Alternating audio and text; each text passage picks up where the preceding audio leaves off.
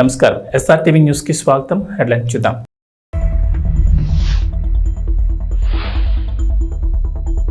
ఢిల్లీకి చంద్రబాబు, కేంద్ర హోంమంత్రి అమిత్ షాతో పాటు పలువురు కేంద్ర మంత్రుల్ని కలిసే అవకాశం.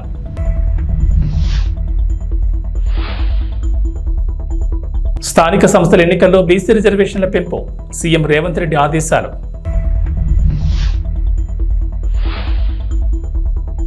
తెలంగాణలోని రహదారుల అభివృద్ధిపై స్పెషల్ ఫోకస్, జిల్లాలో రోడ్ల అభివృద్ధికి సహకరిస్తామన్న మంత్రి కోమటిరెడ్డి.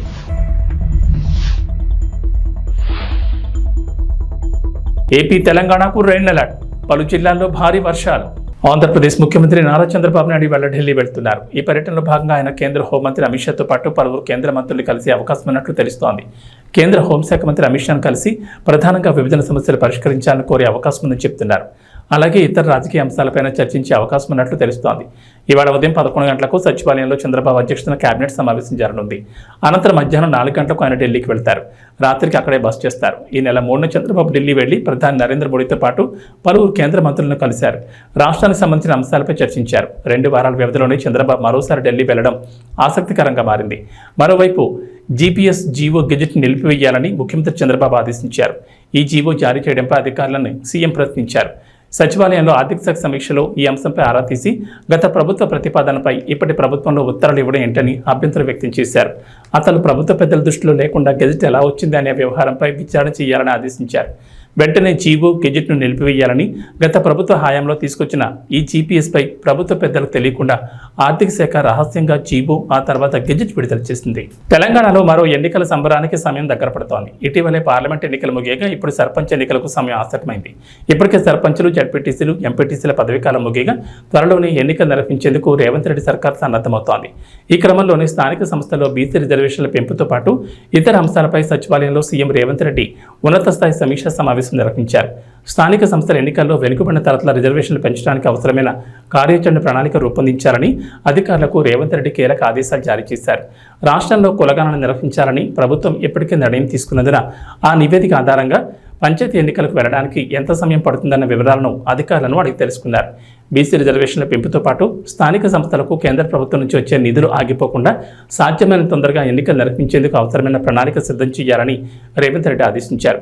ఉమ్మడి రాష్ట్రం నుంచి తెలంగాణలో జరిగిన పంచాయతీ ఎన్నికల వరకు అనుసరించిన విధానాలు, వివిధ రాష్ట్రాల స్థానిక సంస్థల ఎన్నికల్లో బీసీ రిజర్వేషన్లపై సుప్రీంకోర్టులో దాఖలైన కేసులు, వాటి తీర్పులు, పర్యవసానాలను మాజీ మంత్రి జానారెడ్డి వివరించారు.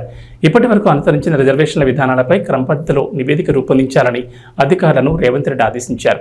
ఈ విషయంలో పంచాయతీరాజ్ శాఖ నిపుణులు, మాజీ ఉన్నతాధికారుల సలహాలు తీసుకోవాలని, చట్టపరమైన విషయాలు అడ్వకేట్ జనరల్తో చర్చించాలని సూచించారు. తెలంగాణలోని రహదారుల అభివృద్ధిపై స్పెషల్ ఫోకస్ పెట్టామని రోడ్లు, భవనాల శాఖ మంత్రి కోమటిరెడ్డి వెంకటరెడ్డి వెల్లడించారు. ఇప్పటికే హైదరాబాద్ విజయవాడ జాతీయ రహదారిని 4 వరుసల నుంచి 6 వరుసలకు విస్తరించేందుకు నిర్ణయం తీసుకున్నామన్నారు. కేంద్ర అనుమతితో త్వరలోనే టెండర్లు ఆహ్వానించనున్నట్లు చెప్పారు. మహబూబ్ నగర్ జిల్లాలో పర్యటించిన మంత్రి కోమటిరెడ్డి జడ్చర్ల నియోజకవర్గంలో 130 కోట్ల వ్యయంతో చేపట్టే నూతన రహదారుల నిర్మాణాలకు సోమవారం శంకుస్థాపన చేశారు.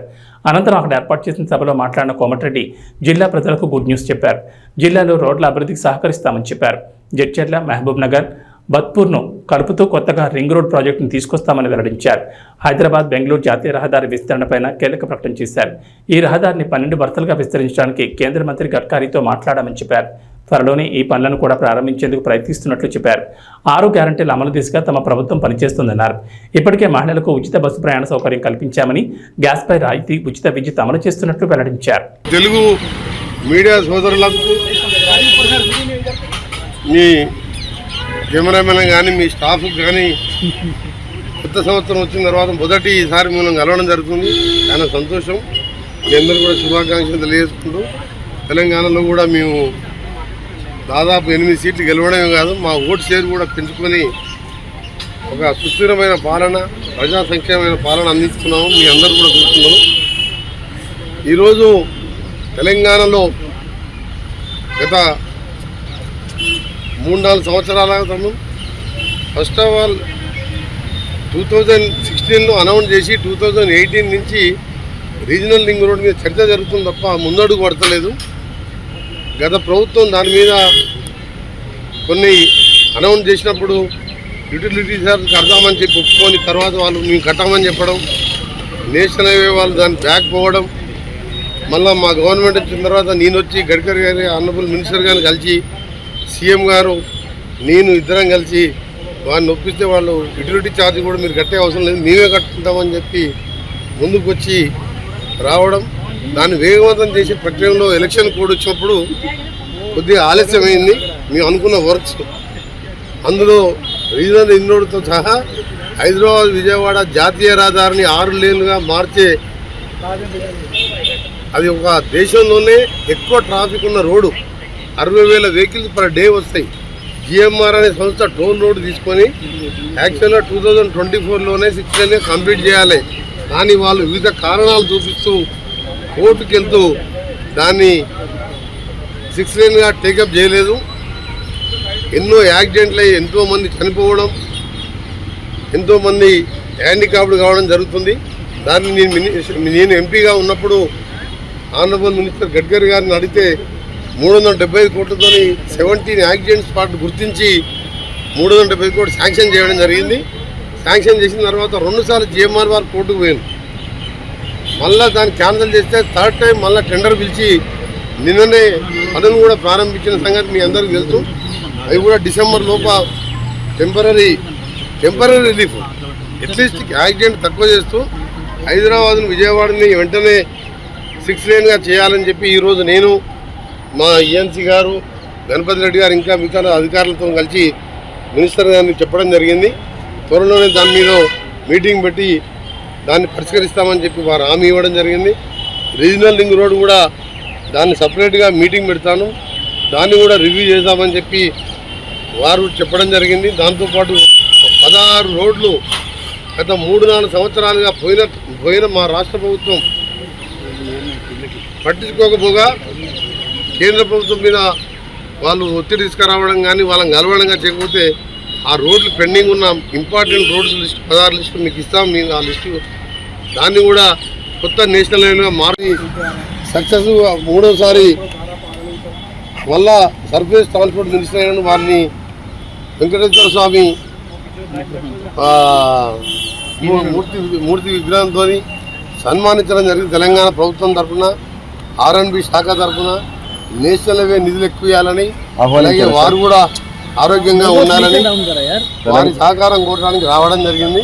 కొన్ని విషయాలు బ్రీఫ్గా అంతమంది ఉన్న ముఖ్యమంత్రి గారు వేరే వాళ్ళు ఇంకా చాలా మంది విచారుతున్న 20 నిమిషాల పాటు మాట్లాడి కొన్ని ఆదేశాలు కూడా ఇవ్వడం జరిగింది. మొదటి మీటింగ్లోనే 3వసారి ఈశ్వర్ మళ్ళా ట్రాన్స్పోర్ట్ హైవేస్ మినిస్టర్ కావడం తప్పకుండా నాకు నమ్మకం ఉన్నది. వచ్చే 3 సంవత్సరాల్లోనే రీజనల్ రింగ్ రోడ్తో సహా హైదరాబాద్ విజయవాడ జాతీయ రహదారి కూడా మా ముఖ్యమంత్రి గారు నేను ఇద్దరం కేంద్రం మీద ఒత్తిడి తీసుకొచ్చి మా ఎంపీల సహకారంతో పూర్తి చేస్తాం. పాలిటిక్స్ విషయం రేపు 5-6 సంవత్సరాల క్రితం స్టార్ట్ అయ్యి ఇప్పటికీ 40% పనులు మాత్రం పూర్తయింది. దాని మీద కూడా మంత్రి గారు వస్తే వారు అక్కడ ఉన్న అధికారులకు ఆదేశాలు ఇచ్చారు, టర్మినేట్ చేసి కొత్త టెండర్ పిలిచి వెంటనే పూర్తి చేయాలని చెప్పి మంత్రి గారు హామీ ఇవ్వడం కాదు, ఆదేశాలు ఇచ్చినందుకు మా రాష్ట్ర ప్రభుత్వం తరఫున ముఖ్యంగా ఉప్పల్ నుంచి గట్కేసర్ వరంగల్ పోయే రోడ్, అది యాదగిరిగుట్టకు పోయే రోడ్డు, లక్షలాది మంది పోయే రోడ్, అది మంత్రి గారు ఇమ్మడే స్పందించి ఆదేశించినందుకు మా రాష్ట్ర ప్రభుత్వం తరఫున మా ముఖ్యమంత్రి గారి తరఫున నా తరఫున మంత్రి గారికి ధన్యవాదాలు తెలియజేస్తున్నాం. ఇంకా కూడా మిగిలిన విషయాలన్నీ కూడా త్వరలోనే పిలిపించుకొని రివ్యూ చేసుకొని పూర్తిగా తెలంగాణకు సహకరిస్తామని చెప్పి మంత్రి గారు. ఉక్రెయిన్తో యుద్ధాన్ని ముగించేలా రష్యా అధినేత వ్లాదిమిర్ పుతిన్తో మాట్లాడాలని భారత్కు అగ్రరాజ్యం అమెరికా విజ్ఞప్తి చేసింది. ఈ వివాదానికి శాశ్వత పరిష్కారం లభించేలా కృషి చేయాలని కోరింది. భారత్ రష్యా బంధం సుదీర్ఘమైందని ఈ సందర్భంగా గుర్తు చేసింది. ఈ క్రమంలో మాస్కో కాయు మంచి జరుగుతున్న యుద్ధానికి ముగింపు పలికేలా భారత్ జోక్యం చేసుకోవాలని కోరింది. ఇందుకు తన దీర్ఘకాల సంబంధాన్ని ఉపయోగించుకోవాలని సూచించింది. ఈ మేరకు అమెరికా స్టేట్ డిపార్ట్మెంట్ ప్రతినిధి మాథ్యూ మిల్లర్ సోమవారం విలేకరుల సమావేశంలో మాట్లాడుతూ ఢిల్లీ మాస్కోల మధ్య బలమైన సంబంధాలున్నాయన్నారు.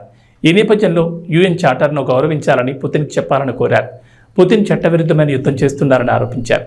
ఉక్రెయిన్ ప్రాదేశిక సమగ్రతను, సార్వభౌమత్వాన్ని గౌరవించమని పుతిన్కి సూచించాలని మిల్లర్ పేర్కొన్నారు. ఆంధ్రప్రదేశ్లో కూటమి ప్రభుత్వం ఎన్నికల సమయంలో ఇచ్చిన హామీలను ఒక్కొక్కటిగా అమలు చేస్తోంది. ఇప్పటికే పలు పథకాలను అమలు చేయగా మరికొన్ని అమలు చేసేందుకు సిద్ధమవుతున్నాయి. తాజాగా ఎస్సీ, ఎస్టీ, డ్వాక్రా మహిళలకు సంబంధించి ప్రభుత్వం కీలక నిర్ణయం తీసుకుంది. ఉన్నతి పథకం కింద డ్వాక్రా మహిళలకు ఇచ్చే వడ్డీ లేని రుణాలు పరిమితి 5 లక్షలకు పెంచారు. మొన్నటి వరకు ఈ పథకం కింద వారికి ఇచ్చే 0 వడ్డీ రుణాల పరిమితి 2 లక్షలు ఉంది. ఇప్పుడు దాన్ని 5 లక్షలకు పెంచింది. మహిళల జీవనోపాధి కింద ఒక్కొక్కరికి కనిష్టంగా 50,000 నుంచి గరిష్టంగా 5 లక్షల వరకు వడ్డీ లేని రుణాన్ని ఇస్తారు. డ్వాక్రా మహిళలు ఈ రుణాన్ని వాయిదా రూపంలో తిరిగి చెల్లిస్తారు. 2024-25 ఏడాదికి సంబంధించి 250 కోట్ల రుణంగా ఇవ్వాలని అధికారులు టార్గెట్గా పెట్టుకున్నారు. ఇప్పటికే ఈ ఫైల్పై ఎంఎస్ఎంఈ, సెర్ప్, ఎన్ఆర్ఐ వ్యవహారాల శాఖ మంత్రి కొండపల్లి శ్రీనివాస్ సంతకం చేశారు. ఈ ఉన్నతి పథకం కింద రుణ మంజూరుకు ప్రణాళికను అమలు చేస్తున్నారు అధికారులు. డ్వాక్రా సంఘాల్లో సభ్యులుగా ఉన్న ఎస్సీ, ఎస్టీ మహిళలు ఈ రుణం కోసం దరఖాస్తు చేసుకున్న నెలలో యూనిట్ ఏర్పాటు చేయాల్సి ఉంటుంది. రాష్ట్రంలో గ్రామ సంఘం స్థాయి నుంచి అన్ని దశల్లోనూ పర్యవేక్షణ ఉంటుంది. అలాగే లబ్ధిదారులు ఎంపిక చేసుకున్న జీవనోపాధికి అనుగుణంగా రుణం మంజూరు చేస్తారు. ఏ జీవనోపాధి ఏర్పాటు చేసుకోవాలనేది డ్వాక్రా మహిళల ఇష్టం. తెలంగాణ మాజీ ముఖ్యమంత్రి బీఆర్ఎస్ అధినేత కేసీఆర్ దాఖలు చేసిన పిటిషన్పై ఈరోజు సుప్రీంకోర్టులో విచారణ జరగనుంది. ఛత్తీస్గఢ్తో విద్యుత్ ఒప్పందాలు, యాదాద్రి భద్రాద్రి విద్యుత్ ప్లాంట్ల నిర్మాణంలో అక్రమాలపై విచారణ కోసం తెలంగాణ ప్రభుత్వం జస్టిస్ నరసింహారెడ్డి కమిషన్ నియమించింది. విచారణకు హాజరు కావాలని ఈ కమిషన్ కేసీఆర్కు సంబంధించింది. జస్టిస్ నరసింహారెడ్డి కమిషన్ ఇచ్చిన సమన్లపై కేసీఆర్ సుప్రీంకోర్టులో పిటిషన్ దాఖలు చేశారు. కమిషన్ తనకిచ్చిన సమన్లపై ఈ నెల 1వ తేదీన హైకోర్టు ఇచ్చిన తీర్పును కేసీఆర్ అత్యున్నత న్యాయస్థానంలో సవాల్ చేశారు. ఈ పిటిషన్ను విచారణకు స్వీకరించిన న్యాయస్థానం ఈ రోజు విచారణ జరుపుతానని తెలిపింది. నిన్న సీనియర్ న్యాయవాది అందుబాటులో లేకపోవడంతో మొదట కేసీఆర్ తరపు న్యాయవాది మోహిత్ రావు పాస్ ఓవర్ కోరారు. ఆ తర్వాత కోర్టు పనివేళలు ముగిసిన సమయానికి కేసు విచారణకు రావడంతో రేపు విచారిస్తామని సీజీఐ జస్టిస్ చంద్రచూడ్ తెలిపారు. కర్నూలు జిల్లా ఎస్పీగా గరికపాటి బిందు మాధవ్ బాధ్యతలు స్వీకరించారు. మొదటగా ఏఆర్ సిబ్బందితో గౌరవ వందనం స్వీకరించారు. బాధ్యతలు స్వీకరించిన బిందు మాధవ్ కుటుంబ సమేతంగా పురోహితుల ఆశీస్సులు అందజేశారు.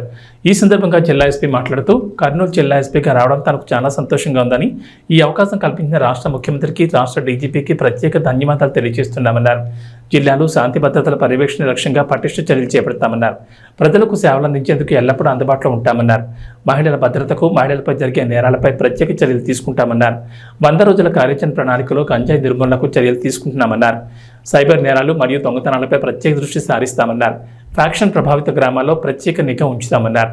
అన్ని ప్రభుత్వ శాఖల సహకారం, సమన్వయంతో కలిసి పనిచేస్తామన్నారు. సమస్యతో వచ్చిన ప్రతి ఒక్క బాధితుడికి తక్షణ పరిష్కారం అందేలా కృషి చేస్తామన్నారు. జిల్లా పోలీసులను అప్రమత్తం చేసి నేరాల నివారణకు గట్టి చర్యలు తీసుకుంటామన్నారు. ట్రాఫిక్ సమస్యను పరిష్కరిస్తామన్నారు.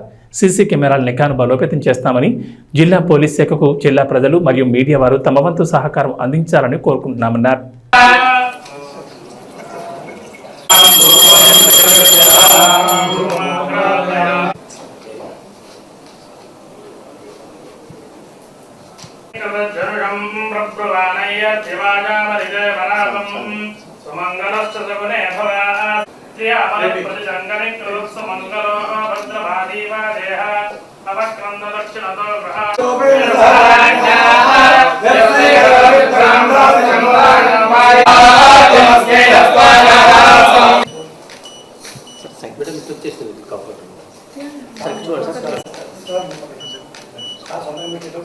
ఓకే సార్,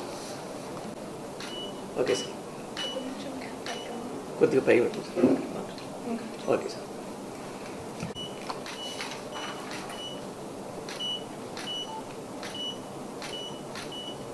కర్నూలు లాంటి ప్రెస్టీజియస్ డిస్ట్రిక్ట్కి ఎస్పీగా ఛార్జ్ తీసుకున్నందుకు I'm very happy. Honourable CM sir అట్లనే డీజీపీ సార్కి ఈ ఆపర్చునిటీ ఇచ్చినందుకు ఐఎమ్ వెరీ థ్యాంక్ఫుల్. అట్లనే కర్నూలులో జనరల్ ఫోకస్ ఏరియాస్ ఏంటి అనేది అది క్రైమ్ రివ్యూ తర్వాత I will be able to know, దాని మీద మాట్లాడతాను. But generally my aim would be to control crime against women, అట్లనే marginalize sections of the society, అట్లనే మైనారిటీస్, వీళ్ళందరి మీద క్రైమ్ని కంట్రోల్ చేయడం విల్ బి మై ప్రయారిటీ. దీంతోపాటు ఆఫ్ లైట్ సైబర్ క్రైమ్ చాలా ఎక్కువ అవుతుంది. ఈ ఓటీపీ ఫ్రాడ్లు, ఈ లోన్ యాప్స్, ఇట్లాంటి క్రైమ్ కూడా చాలా ఎక్కువ అవుతుంది. సో ఇట్లాంటి వాటి మీద కూడా దృష్టి సారిద్దాం అనుకుంటున్నాం. దాంతోపాటుగా మన స్టేట్లో 100 days action against ganja action plan మీద నడుస్తున్నారు కాబట్టి ఆ గైడ్లైన్స్ కూడా ఫాలో అయ్యి ఆ విధమైన చర్యలు కూడా తీసుకుంటాము. అట్లనే ఇక్కడెక్కడైనా రెమినెంట్స్ ఆఫ్ ఫ్యాక్షనిజం ఉన్నా కానీ దాన్ని కూడా కంట్రోల్ చేసేలాగా యాక్షన్ తీసుకుంటాము. దీంతో పాటుగా అన్ని శాఖల్ని కలుపుకుంటూ పోయి రెవెన్యూ అయితేనేమి, ఫారెస్ట్ కానీ, అన్ని శాఖల్ని కలుపుకుంటూ పోయి సమన్వయంతో చక్కగా ముందుకెళ్ళాలనుకుంటున్నాం. దీనిలో మీ సహకారం కూడా చాలా అవసరం మాకు. అన్ని చోట్ల పోలీసు వెళ్ళలేని చోట కూడా మీరు వెళ్తున్నారు. ఈ మధ్యన మీకు ఇన్ఫర్మేషన్ కొన్నిసార్లు చాలా తొందరగా వస్తుంది. సో మీరందరూ సహకరిస్తే మా వర్క్ ఇంకా ఎఫెక్టివ్ అవుతుంది. So we seek your cooperation also. అట్లనే పబ్లిక్కి నేను చెప్పదలుచుకున్నది, వీఆర్ ఆల్వేస్ యాక్సెసిబుల్ 24/7. ఏదైతే హాస్పిటల్కి పోలీస్ స్టేషన్కి ఇమేజ్ ఉందో, ఏ రోజున మూతపడదు, ఏ నిమిషంలోనూ తలుపులు వేసేయరు అని మేము అదే యాటిట్యూడ్తో పనిచేద్దాం అనుకుంటున్నాము. So we are always there. You can always approach us. We will immediately redress whatever grievance you have. Thank you. ఉమ్మడి కూటమి అధికారంలోకి రావాలనే ఆశయంతో ప్రకాశం జిల్లా పెద్ద దోర్నాల దిగువ శ్రీశైలం నుంచి తిరుమల దేవస్థానం వరకు పాదయాత్ర చేస్తున్నామని జనసేన పార్టీ నాయకులు దాసరి వెంకటేష్ యాదవ్, పి రమేష్ యాదవ్ అన్నారు. పాదయాత్ర చేస్తున్న ఈ నేపథ్యంలో కడప జిల్లా పోరుమామిడి వరకు చేరుకున్నారు. విషయం తెలుసుకున్న పోరుమామిడి జనసేన పార్టీ నాయకులు శీలంశెట్టి లక్ష్మయ్య, నగిరి రమణయ్య, గాలి రామకృష్ణ, ఆర్ రామ్మోహన్, గాలి కాశయ్య, రాళ్లపల్లి ప్రసాద్, బండి మోహన్లు పాదయాత్ర చేస్తున్న జనసేన పార్టీ నాయకులను పార్టీ కార్యాలయంలోకి ఆహ్వానించి పూలమాలలు వేసి సంఘీభావం తెలిపారు. ఈ సందర్భంగా పోరుమామిడి మండలానికి చెందిన శీలంశెట్టి లక్ష్మి మాట్లాడుతూ ఉమ్మడి కూటమి ప్రభుత్వం అధికారంలోకి రావాలని ప్రకాశం జిల్లా దోర్నాల నుంచి తిరుమల దేవస్థానం వరకు చేస్తున్న పాదయాత్రకు సంఘీభావం తెలుపుతున్నామని జనసేన పార్టీ తరఫున అభినందనలు తెలిపారు. ప్రకాశం జిల్లా దోర్నాల జనసేన పార్టీ నాయకులు దాసరి వెంకటేష్ మాట్లాడుతూ కూటమి ప్రభుత్వం అధికారంలోకి రావాలనే ఆశయంతో ప్రకాశం జిల్లా దిగువ శ్రీశైలం నుంచి తిరుమల దేవస్థానం వరకు పాదయాత్ర చేపట్టి దర్శనం చేసుకుని రావాలనే సంకల్పంతో ఈ పాదయాత్ర చేపడుతున్నామని వారు అన్నారు. అందరికీ నమస్కారం. సోదరా, మీరు ప్రకాశం జిల్లా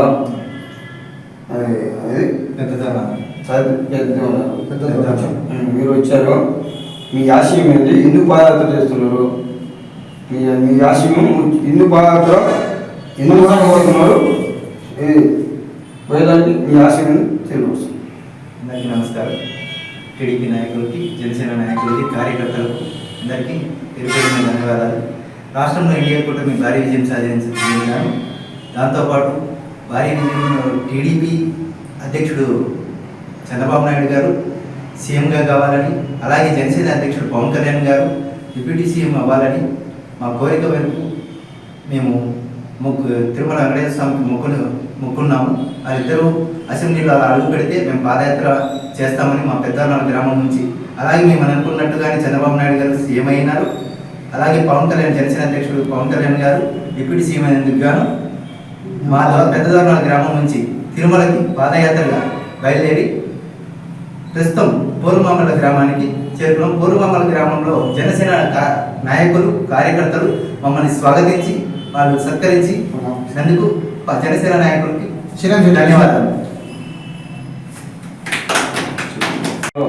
ఆనాడు టీడీపీ అయితేమి, జనసేన అయితేమి, బీజేపీ అయితేమి మన పవన్ కళ్యాణ్ పిలుపు మేరకు అదే ఆశయంతో మన సోదరులు కష్టపడి పనిచేసేందుకు వాళ్ళ ఫలితం దక్కినందువల్ల ఈ రేపు పాదయాత్ర మొదలుపెట్టిండ్రు. ప్రకాశం జిల్లా దోర్నాల నుంచి మొదలుపెట్టి ఇప్పటికి 15 చేరుకోవడం జరిగింది. వాళ్ళ ఆశయం నెరవేరినందుకు మేము కూడా వాళ్ళకు మనస్ఫూర్తిగా ధన్యవాదాలు తెలుపుతున్నాం. ఆ ఏడుకొండ స్వామి ఉండడు అనేది ఇది ఒక నిదర్శనం. కానీ ఆ ఏడుకొండ వాడు ఏదైతే ముక్కున్నామో అన్నీ నిలబడతాయని అందరికీ తెలుసు. మేము కూడా గతంలో పాదయాత్ర చేసాం. మేము కూడా త్వరలో పోవాలా. అది ఎప్పుడు పోవాలో ఆయన పిలిపించుకుంటూ పోగలుగుతాము. ఈ కూటమిలో పవన్ కళ్యాణ్ ఏదైతే ఓటు శివుడు అనే భాగంలో ఏదైతే చెప్పాడో ఆనాడు ఆ ఆశయం నెరవేరింది. కాబట్టి జనసేన ఎక్కడైతే అభ్యర్థులు నిలబెట్టిందో వాళ్ళకు అందరూ సహకరించి గెలిచినందుకు, అట్లనే చంద్రబాబు ఎక్కడైతే మొత్తం కూటమి అభ్యర్థులు ప్రతి చోట బీజేపీ అయితే, జనసేన అయితే కూటమిలో భాగంగా గెలిచినందుకు సందర్భంగా ఆనాడు ఏడుకొండ స్వామిని ముక్కునేది. కాబట్టి వాళ్ళు ముక్కు నెరవేర్చినందుకు ఆ ఏడుకొండ స్వామి గారికి పాదయాత్ర అంటే ఆశయమాశ కాదు. దోర్నాలు అంటే ప్రకాశం జిల్లా దోర్నాలు 300 కిలోమీటర్లు పాదయాత్ర చేసిన మన సోదరులకు మనస్ఫూర్తిగా జనసేన తరఫున మా నాయకుడు పవన్ కళ్యాణ్ తరఫున వాళ్ళు కూటమిలో భాగంగా వీళ్ళకు మంచి జరగాలని ప్రజలకు మంచిది కానీ ఏడుకొండ వారిని మేము మా నాయకుల తరఫున మేము తెలిసి ఉంచి నమ్ముకుంటాం. కూటమిలో భాగంగా ప్రతి ఒక్కరికి న్యాయం జరిగే విధంగా ఉండాలని మన సోదరులు కూడా అజ్ఞా ఏడుకొండ స్వామి ఎలగలో ఉంటారని మేము మనస్ఫూర్తి కోరుకుంటే జై జనసేన, జై Janasena. Icon star Allu Arjun much awaited movie Pushpa 2 the rule Sukumar దర్శకత్వం వహిస్తున్న ఈ చిత్రంలో రష్మిక మందన హీరోయిన్ గా నటిస్తోంది. ఫహాద్ ఫాజిల్, రావు రమేష్, సునీల్, అనసూయ వంటి నటినట్లు ఈ చిత్రంలో కీలక పాత్రలో పోషిస్తున్నారు. దేవిశ్రీ ప్రసాద్ మ్యూజిక్ అందిస్తున్న ఈ చిత్రం డిసెంబర్ 6న గ్రాండ్ గా రిలీజ్ కానుంది. అయితే ఆగస్టు 15న సినిమా రిలీజ్ చేస్తామని మూవీ టీం ప్రకటించినప్పటికీ షూటింగ్ భారీగా బ్యాలెన్స్ ఉండడంతో వాయిదా వేకి తప్పలేదు. అయితే తాజాగా ఈ సినిమా షూటింగ్ పై కొంత రూమర్స్ వినిపిస్తున్నాయి. అవేంటంటే పుష్ప 2కి ఇంకా 30 రోజుల పైగా షూటింగ్ బ్యాలెన్స్ ఉన్నట్లు టాక్. ప్రస్తుతానికైతే షూటింగ్ బ్రేక్ ఇచ్చింది మూవీ టీం. దీంతో అల్లు అర్జున్ తన ఫ్యామిలీతో కలిసి 2-3 వారాల వెకేషన్ కూడా వెళ్ళొచ్చారు. ఈ సందర్భంగా బన్నీ లుక్ చూసి ఫ్యాన్స్ కూడా వాకయ్యారు. ఎందుకంటే పుష్ప 2లో బన్నీ గడ్డంతో కనిపించాల్సి ఉంది. దీనికోసమే 2 ఏళ్లుగా గడ్డం లుక్ను అలా మెయింటైన్ చేస్తూ వచ్చారు. కానీ రీసెంట్గా కనిపించిన లుక్లో గడ్డం తీసేశారు అల్లు అర్జున్. దీంతో పుష్ప 2 షూటింగ్ ఇప్పుడిప్పుడే మొదలయ్యే అవకాశం లేదని ఫ్యాన్స్ ఫిక్స్ అయిపోయారు. మరి ఇది ఎప్పుడు మొదలవుతుందో, 30 రోజుల షూటింగ్ ఎప్పుడు పూర్తవుతుందో చూడాలి. టీమిండియా మాజీ క్రికెటర్లు యువరాజ్ సింగ్, హర్భజన్ సింగ్, సురేష్ రైనాలు చిక్కుల్లో పడ్డారు. World championship of legends 2024 title సాధించిన తర్వాత జరుపుకున్న సెలబ్రేషన్స్ వివాదాస్పదంగా మారాయి. దీంతో సోషల్ మీడియాలో వీరిపై విమర్శలు వ్యక్తమవుతున్నాయి. దేశం మొత్తం హీరోలుగా భావించే మీరు దివ్యాంగులను అవమానపరిచేలా వ్యవహరించడం కరెక్టేనా అనే ప్రశ్నలు తలెత్తున్నాయి. ఇటీవల జరిగిన వరల్డ్ ఛాంపియన్షిప్ ఆఫ్ లెజెండ్స్ 2024 ఫైనల్లో యువరాజ్ సింగ్ సారథ్యంలో ఇండియా ఛాంపియన్స్ జట్టు పాకిస్తాన్ ఛాంపియన్స్ జట్టును ఓడించింది. ఈ విజయం దక్కడంపై టీమిండియా మాజీ ప్లేయర్లు సంతోషం వ్యక్తం చేశారు. తమదైన శైలిలో సంబరాలు జరుపుకున్నారు. సంబరాల్లో భాగంగా యువరాజ్ సింగ్, హర్భజన్ సింగ్, సురేష్ రైనాలు బాలీవుడ్ చిత్రం బ్యాడ్ న్యూస్లోని తౌబా తౌబా హుక్ స్టెప్ను ఇమిటేట్ చేస్తూ వీడియో చేశారు. ఇందులో వారు నడుము పట్టుకుని కుంటూ నడుస్తూ యాక్ట్ చేశారు. ఈ వీడియోను సోషల్ మీడియాలో పంచుకున్న ఈ ప్లేయర్లు 15 రోజుల లెజెండ్స్ క్రికెట్ తర్వాత మా శరీరాలు కూడా తౌబా తౌబా అయ్యాయి, నొప్పులు ఎక్కువైపోయాయి, ఇది మా ప్రస్తుత పరిస్థితి తెలిపే తౌబా తౌబా అంటూ రాసుకొచ్చారు. ఈ వీడియోను బ్యాడ్ న్యూస్ చిత్రంలోని నటులు విక్కీ కౌశల్, కరణ్కు ట్యాగ్ చేశారు. ఇక్కడే అసలు వివాదం మొదలైంది. ఇక వాతావరణ విషయానికి వస్తే తెలంగాణకు హైదరాబాద్ వాతావరణ కేంద్ర అధికారులు రెయిన్ అలర్ట్ జారీ చేశారు. ప్రస్తుతం రాష్ట్రంపై నైరుతి రుతుపవనాలు చురుగ్గా కదులుతున్నట్లు వెల్లడించారు. రుతుపవనాలతో పాటు ద్రోణి ప్రభావంతో రాష్ట్రంలో నేటి నుంచి రానున్న 3 రోజుల పాటు వర్షాలు కురుస్తాయని చెప్పారు. వాయువ్య బంగాళాఖాతంలో 19న అల్పపీడనం ఏర్పడే అవకాశం ఉన్నట్లు అధికారులు అంచనా వేశారు. కొన్ని జిల్లాల్లో అతి భారీ వర్షాలు, మరికొన్ని జిల్లాల్లో భారీ వర్షాలు కురుస్తాయని చెప్పారు. ములుగు, భద్రాద్రి కొత్తగూడెం, వరంగల్, మహబూబాబాద్, హనుమకొండ, మంచిర్యాల, జయశంకర్, భూపాలపల్లి జిల్లాలో ఇవాళ భారీ వర్షాలకు ఛాన్స్ ఉందన్నారు. ఈ మేరకు ఆయా జిల్లాలకు ఎల్లో అలర్ట్ జారీ చేశారు. ఆంధ్రప్రదేశ్లో వర్షాలు కొనసాగుతున్నాయి. బంగాళాఖాతంలో అల్పపీడనం ప్రభావంతో రాష్ట్ర వ్యాప్తంగా ఎడతెరిపి లేకుండా వర్షాలు పడుతున్నాయి. గత 2 రోజులుగా ముసురు వాతావరణం కనిపిస్తోంది. ఈ నెల 19న పశ్చిమ మధ్య వాయువ్య బంగాళాఖాతంలో మరో అల్పపీడనం ఏర్పడే అవకాశం ఉందని అంచనా వేస్తున్నారు. ఈ ప్రభావంతో రాబోయే 5 రోజుల్లో రాష్ట్రంలో విస్తారంగా వర్షాలు కురుస్తాయని వాతావరణ శాఖ అంచనా వేస్తోంది. మంగళవారం రాష్ట్ర వ్యాప్తంగా తేలికపాటి నుంచి ఓ మోస్తరు వర్షాలు, బుధవారం కోస్తా జిల్లాలో భారీ వర్షాలకు అవకాశం ఉందంటున్నారు. గురు, శుక్రవారాల్లో కోస్తా జిల్లాలో భారీ నుంచి అతి భారీ వర్షాలు పడతాయని, సముద్రం అలజడిగా ఉంటుందని, అందుకే మత్స్యకారులు వేటకు వెళ్లొద్దని వాతావరణ శాఖ అధికారులు సూచించారు. ఏబీ బులెటిన్ విశేషాలు.